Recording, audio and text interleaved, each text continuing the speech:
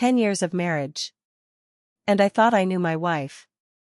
That night was supposed to be our anniversary dinner. Instead, it became the night I was replaced in front of everyone. She walked in smiling, holding his hand, and introduced him like I didn't exist. But I didn't react. Because I had already signed something earlier that day. Something that made her confidence look like a mistake. And she didn't even know it yet. The life we stopped noticing. 10 years of marriage doesn't end with a fight. It ends with silence that slowly becomes normal.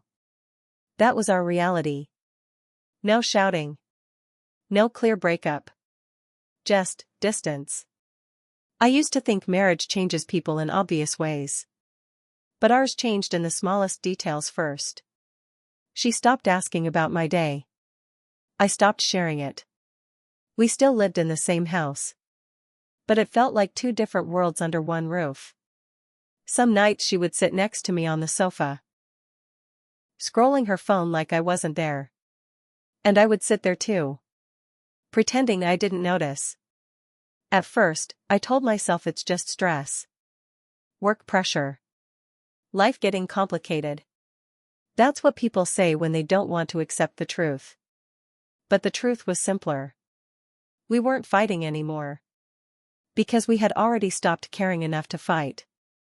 One evening, I remember looking at her across the table. She was eating without looking up once. No conversation. No emotion. Just routine. And for the first time, I asked myself something I had been avoiding for months.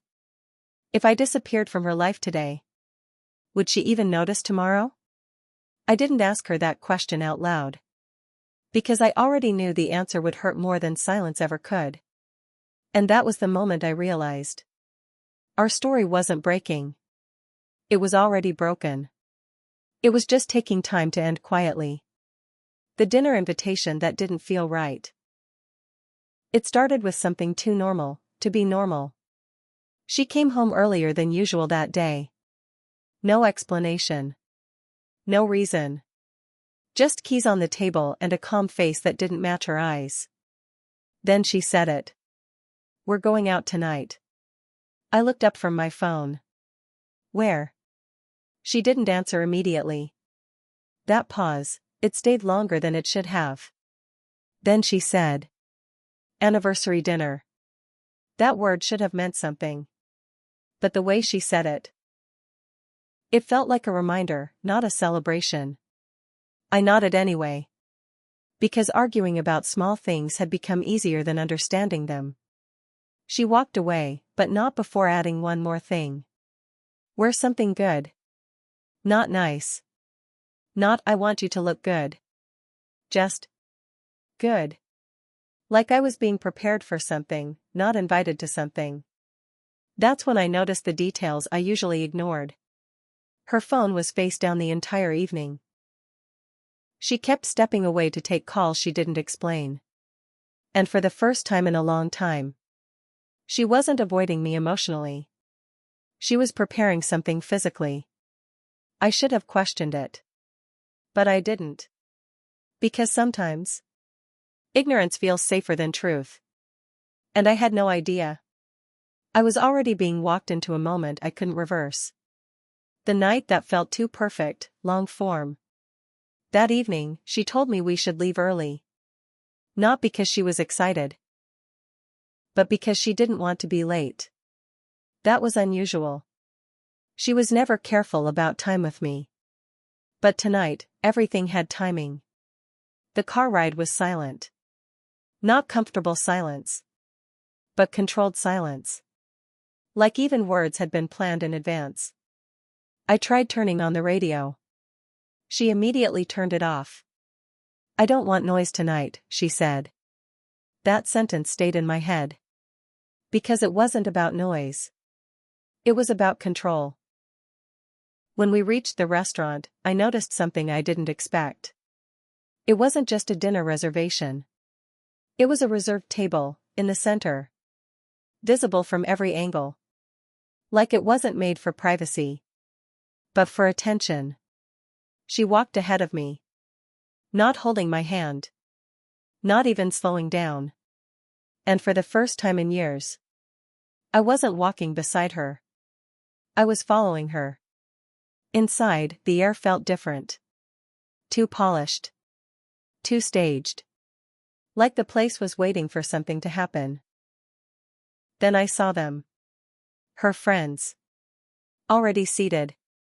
Smiling too early. Laughing too easily.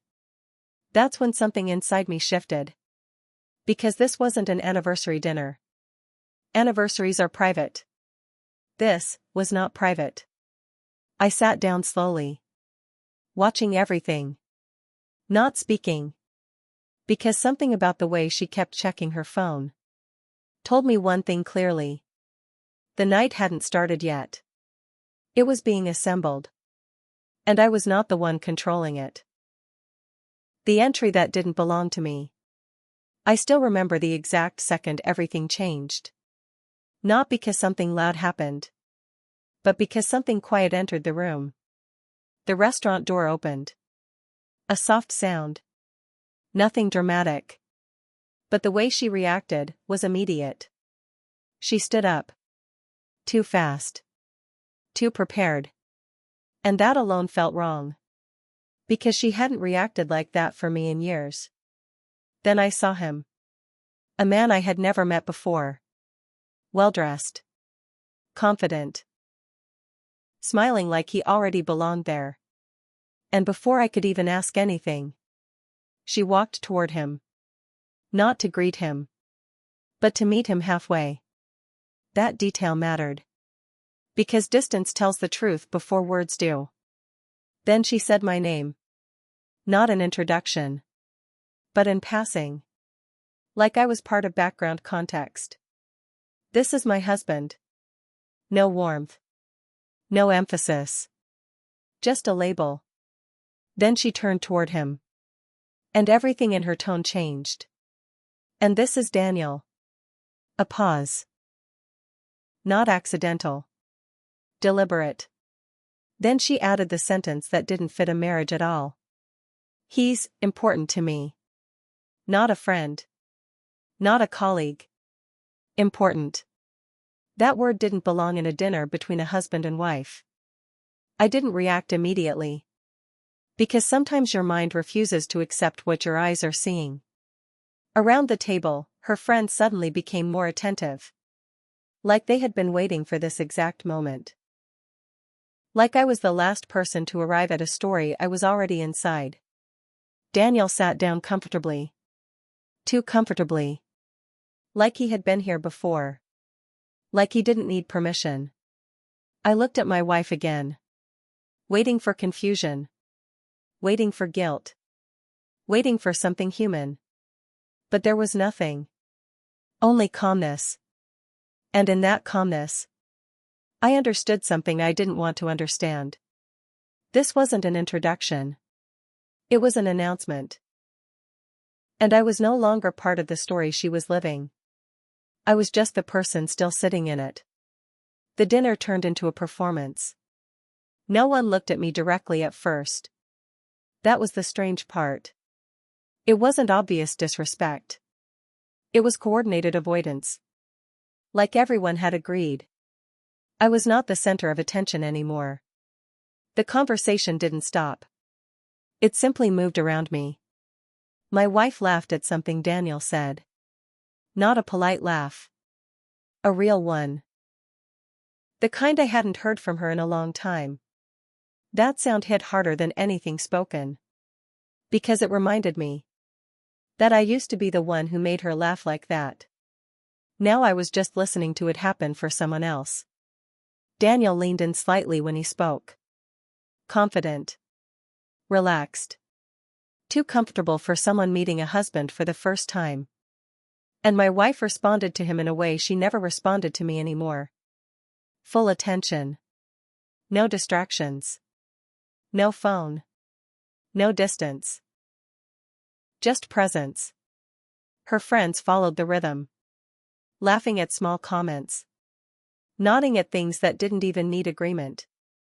It wasn't a conversation anymore. It was alignment. And I wasn't included in it. At one point, I tried speaking. Just a simple sentence. Nothing emotional.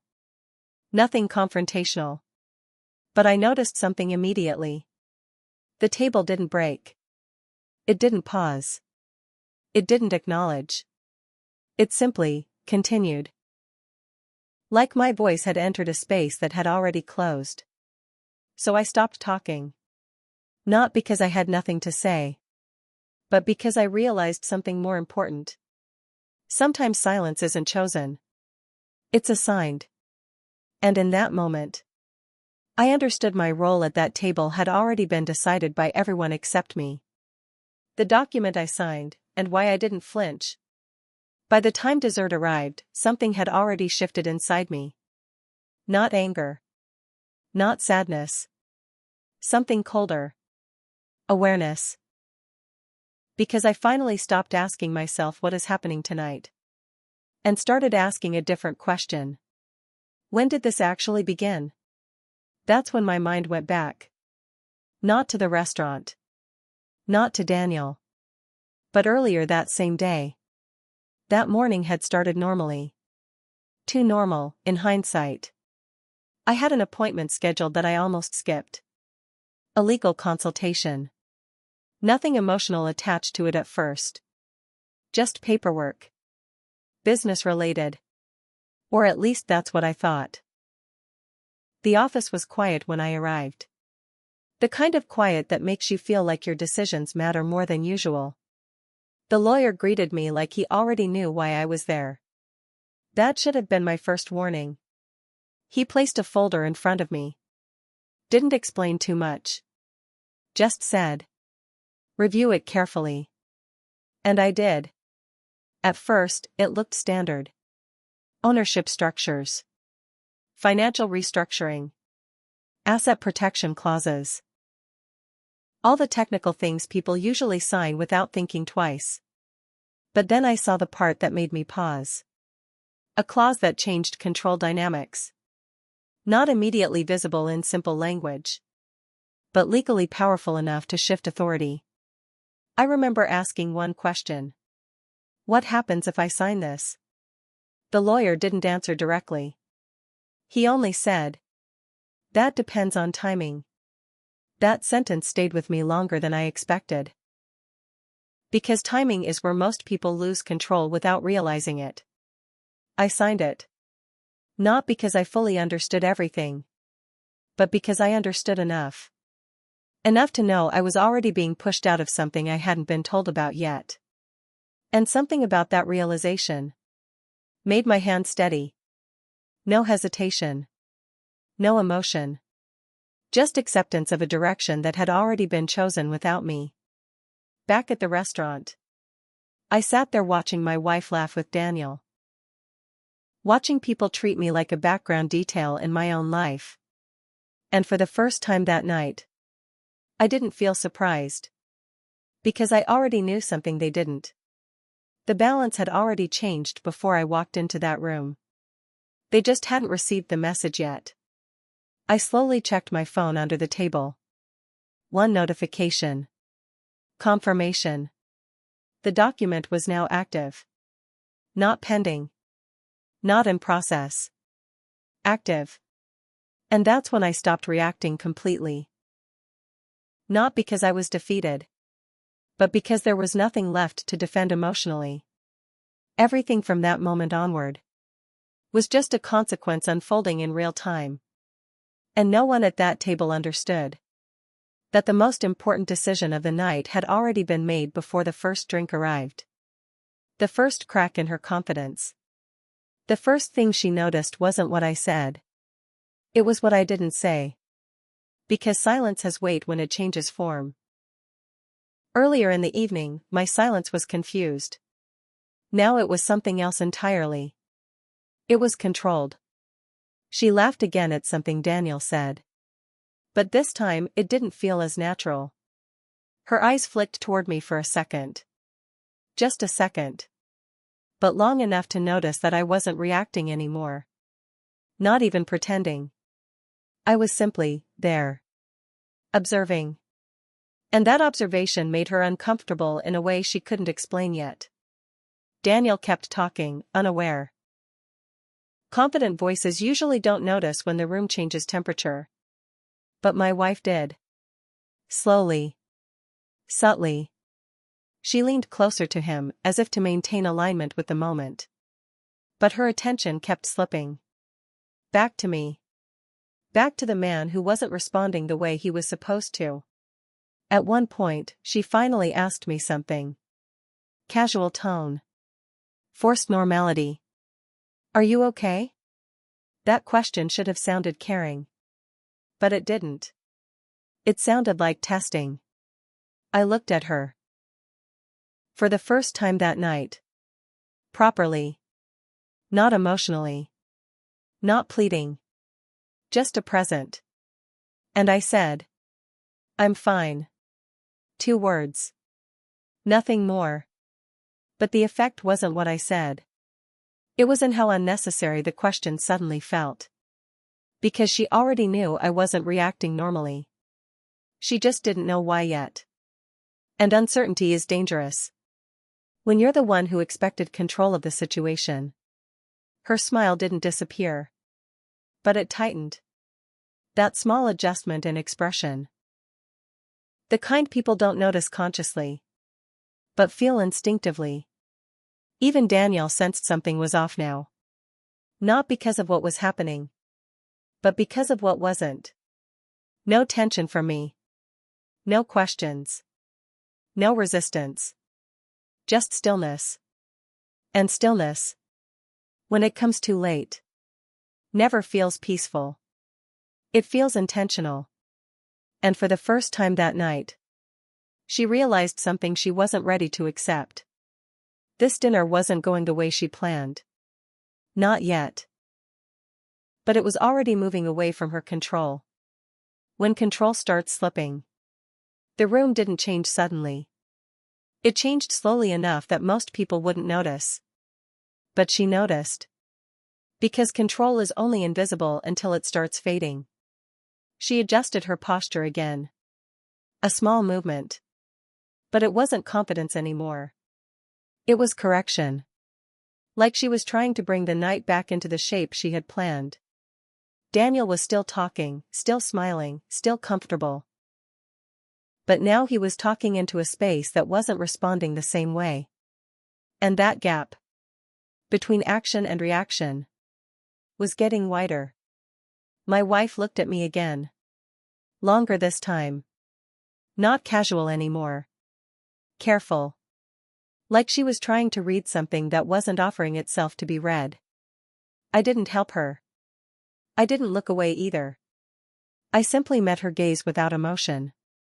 And that's when she broke her own rhythm.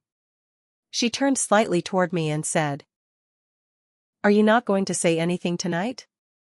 Her voice was light. But the question wasn't. It was pressure disguised as conversation. For a moment, the table quieted just a little. Not fully. Just enough for attention to shift. I placed my glass down slowly. Not dramatically. No performance.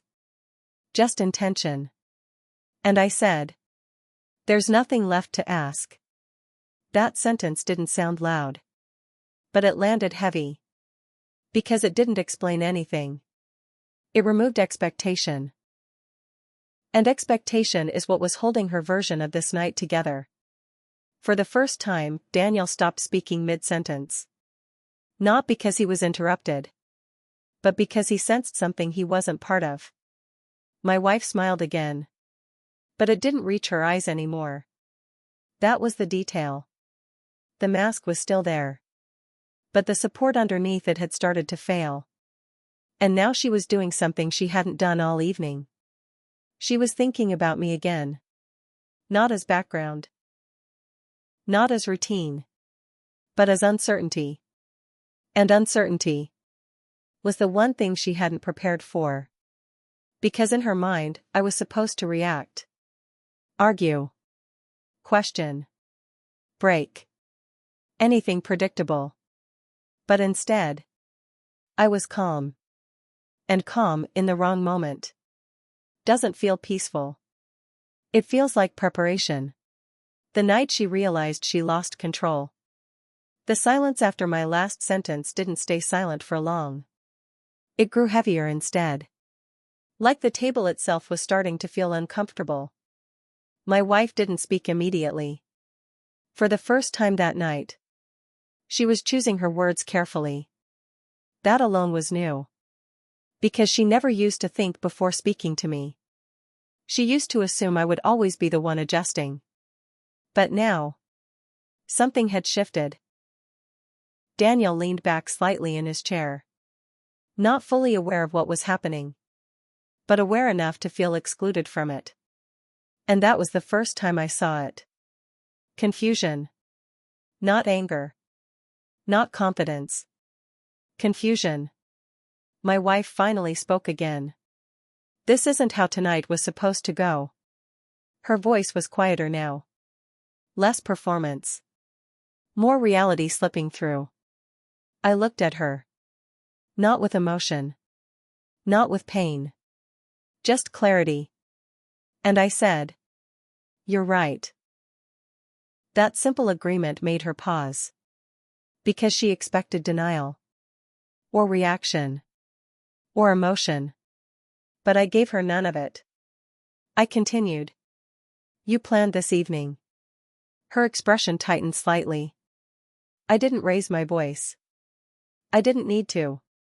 Because the truth doesn't require volume. I slowly placed my napkin on the table. Small movement. But it drew attention anyway. Not because it was dramatic. But because it signaled completion. Like something had ended before anyone else was ready. Then I reached for my phone. Not hurried. Not nervous. Just final. Her eyes followed my hand instinctively. For the first time, she wasn't leading the moment. She was watching it happen. I unlocked the screen. One message is already waiting. Confirmation. Final activation complete. I turned the screen slightly. Not showing it fully. Just enough for her to see that something real had changed outside this table. Her expression shifted immediately. Not fully understanding. But recognizing the consequences when she saw it.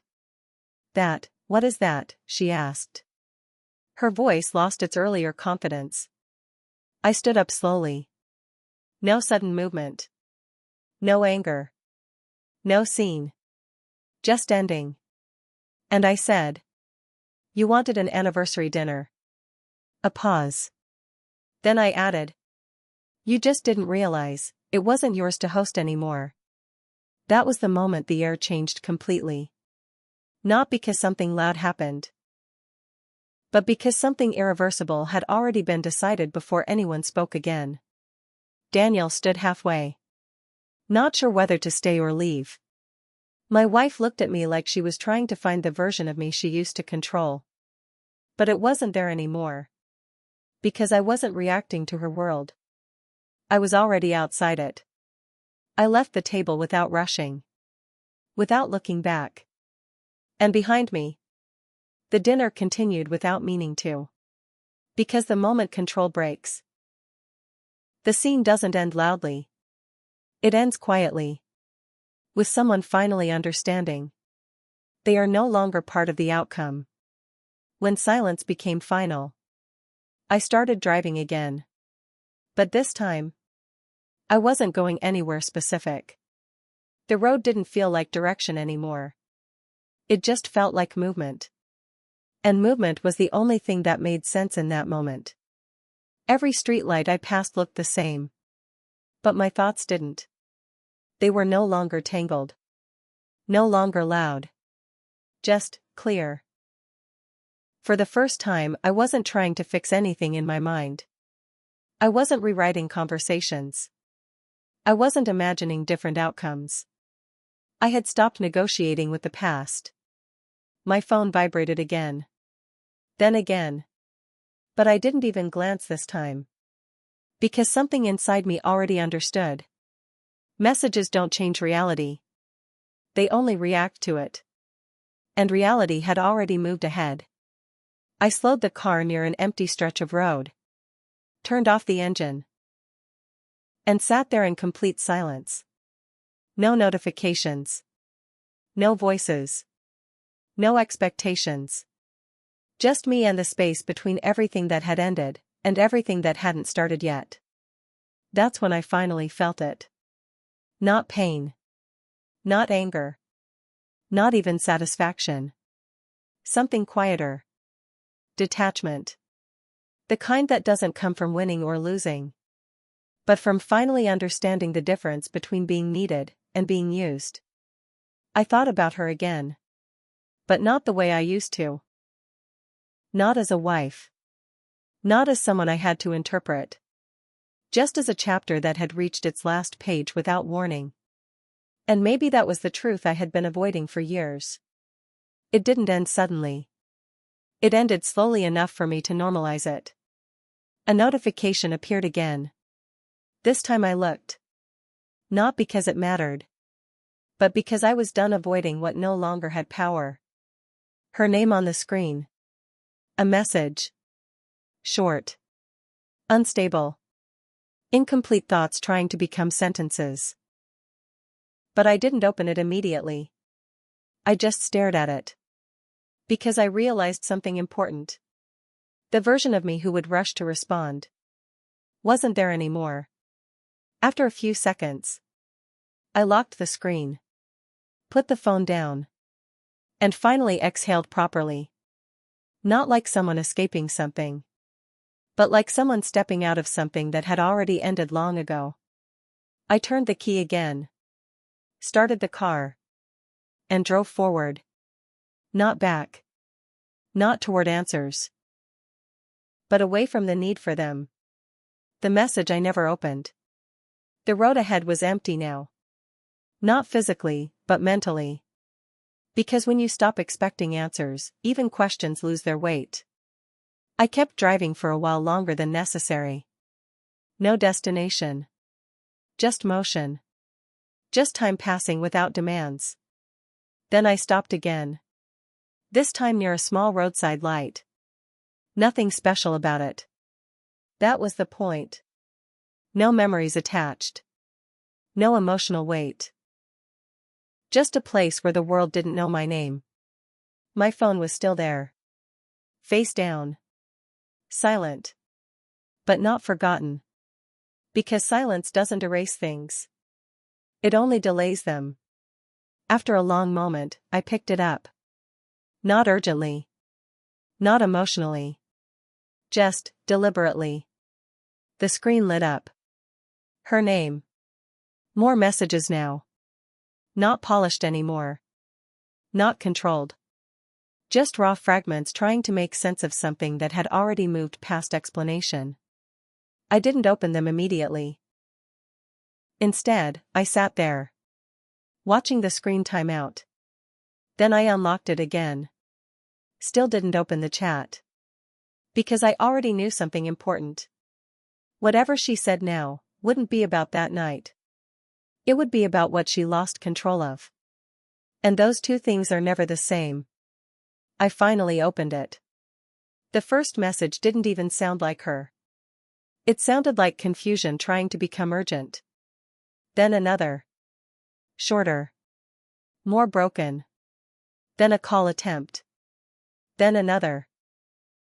But none of it reached me the way it used to. Because access is not just physical. It's emotional. And mine was no longer available.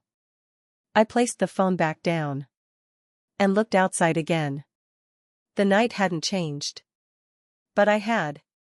Not dramatically. Not loudly. Just quietly enough that even I almost missed it. The version of me that needed explanations had stepped back. And in its place was someone who no longer confused closure with conversation. The engine was still off. The car was still parked. But for the first time since that dinner, I didn't feel like I was inside a story anymore. I felt like I had exited it. My phone lit up one last time. I didn't check. Because some endings don't need replies. They only need silence strong enough to stay unbroken. When the world started talking without me, morning didn't feel like morning. It felt like a continuation of a night that never fully ended. I woke up in the car seat for a moment. Neck slightly stiff. My mind is still quiet. No panic. No urgency. Just that strange emptiness that comes after emotional noise finally stops echoing. Outside, the city was already awake. People moving. Cars honking. Life is acting normal again. Like nothing important had happened. But I knew better now. Because life never announces turning points to the outside world. It only changes the person living inside it. I turned the key and started driving again. Not toward home. Not toward her. Just forward. Because going back would have meant reopening something I had already stopped negotiating with. My phone has more notifications now. More calls. More messages. Some from unknown numbers. That usually means one thing. People don't understand silence, so they try louder versions of it. But louder doesn't mean clearer. It just means more desperate. I stopped once at a fuel station. Not because I needed fuel. But because I needed a moment where nothing was connected to the night before. I stepped out of the car. Cold air hit my face. Normal air. Not the kind that carries emotional weight. Just air. And for a moment, that was enough. I checked my phone again. This time, I opened everything. Not because I wanted to feel something. But because I was done avoiding the reality of how much noise had been created in my absence. Messages were no longer careful. They were fragmented. Some are asking. Some blame. Some are trying to rewrite the tone. But none of them were asking the right question. Because the real question was never what happened. It was, what changed before this even started? And that answer wasn't in any message. I sat back inside the car. I looked at the dashboard for a long time. Then I closed my eyes for a few seconds. Not sleeping. Just pause. Because even clarity needs stillness to settle. When I opened my eyes again, I made a decision. Not emotional. Not reactive. Just final in a way that didn't need validation. I turned off notifications. Not permanently. Just enough to stop the world from reaching me on demand. Then I started the engine. And drove. Not away from her. Not toward anything new. But toward something I hadn't had in a long time. Space to exist without being part of someone else's decision-making. When she finally faced the empty seat. She didn't call at first. Not properly. Not like someone who had lost something. At least not immediately. Because denial always arrives before regret. And denial always tries to act normal. At the restaurant, after I left, the table didn't collapse. It just paused. Like everyone was waiting for someone to reset the scene. But no one did. Daniel was the first to break the silence. Not with confidence anymore. With uncertainty. He asked something small. Something irrelevant. But even that sounded misplaced now. Because the energy that had carried him into that room was gone. My wife didn't answer him properly. Not because she was ignoring him. But because she wasn't fully there anymore. Her attention kept drifting to the seat I had left empty. Not dramatically. Just repeatedly. Like her mind couldn't accept that the seat wasn't part of the conversation anymore. The dinner continued for a few minutes. But nothing really continued. People spoke. But no one connected. Smiles appeared. But they didn't last. Because once the center disappears, everything else starts questioning its position. When she finally got home later that night, the house felt different. Not physically. Emotionally. Quiet in a way that didn't feel normal. No sound of movement. No presence in familiar spaces. Just the echo of routines that no longer had a source. She called my name once. Then again. Not loudly. But enough to fill the house. No answer came. And that's when something subtle shifted in her face. Not panic yet. Recognition. The kind that arrives before fear fully forms. She walked into the bedroom. My side was empty. No clothes missing in chaos. No visible signs of drama. Just absence. Clean. Structured. Intentional. That's when she saw something on the table. Not loud. Not dramatic. Just final in its simplicity. The space I had occupied in her life wasn't broken. It was cleared. She sat down slowly. Not because she was tired. But because standing didn't feel useful anymore. For the first time that night. There was no audience. No Daniel. No friends. No performance. Just her. And the consequence of a silence she didn't control anymore. And in that moment, she finally understood something she had avoided all evening. I wasn't reacting to her anymore. I had already left the conversation long before I left the room. When she tried to rewrite the night. The next morning, she woke up earlier than usual. But not from rest. From unrest. The kind that sits in your chest before your eyes even open fully. For a few seconds, she just stared at the ceiling. Waiting for something to feel normal again. Nothing did. She checked her phone immediately. Again. Like it might have changed overnight. It hadn't. My messages were still unread on her side. And her messages were still unanswered by mine. That gap between two people was no longer in communication. It was distance in its final form. She sat up slowly. And for the first time, she didn't reach for control. She reached for understanding. But understanding doesn't come when you need it. It comes when it's too late to change anything. At the restaurant memory, her mind kept returning to one moment. Not Daniel. Not the crowd. Me standing up. Calm. Quiet. Unshaken. That part didn't make sense to her anymore. Because she had expected a reaction. But she got absent instead. And absence is harder to process than anger. She replayed the dinner in fragments. The way I didn't interrupt. The way I didn't ask questions. The way I looked at her like I was already outside the situation. And slowly, a realization started forming. Not dramatic. Not immediate. Just unavoidable. She had mistaken silence for submission. But silence was never submitted. It was far away from preparing itself. She got out of bed and walked through the house again. Same spaces. Same objects. But nothing responded to her presence the way it used to. Even the smallest routines felt disconnected. Because routines don't survive when shared meaning disappears. She found herself standing in the living room for a long time. Not moving. Not thinking clearly. Just trying to locate the point where things started slipping. But betrayal rarely has a single moment.